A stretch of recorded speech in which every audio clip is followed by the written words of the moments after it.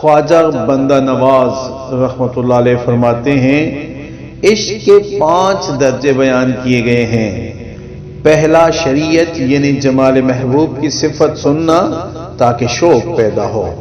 دوسرا طریقت یعنی محبوب کی طلب کرنا اور محبوب کی راہ میں چلنا۔ تیسرا حقیقت یعنی ہمیشہ محبوب کے خیال میں رہنا۔ چوتھا معرفت یعنی اپنی مراد کو محبوب کی مراد میں محو کر دینا۔ پانچواں وحدت یعنی اپنے فانی وجود کو ظاہر میں بھی اور باطن میں بھی ختم کر دینا اور صرف محبوب ہی کو موجودی مطلق جاننا۔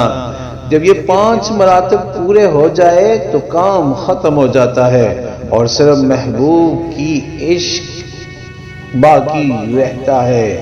عاشق اور صرف محبوب کا عشق باقی رہتا ہے۔ عاشق اور معشوق کی موج بحر عشق میں غرق ہو جاتی ہے۔ چنانچہ کسی بزرگ نے فرمایا کہ وجود 2 عشق کے درمیان ہے، یعنی اول بھی عشق ہوتا ہے اور آخر میں بھی عشق ہوتا ہے، کیونکہ ہر وجود جو موجود ہے عشق سے خالی نہیں ہوتا اور نہ عشق کے بغیر قائم و باقی رہ سکتا ہے۔ بس اول و آخر، ظاہر و باطن جو کچھ ہے عشق ہے۔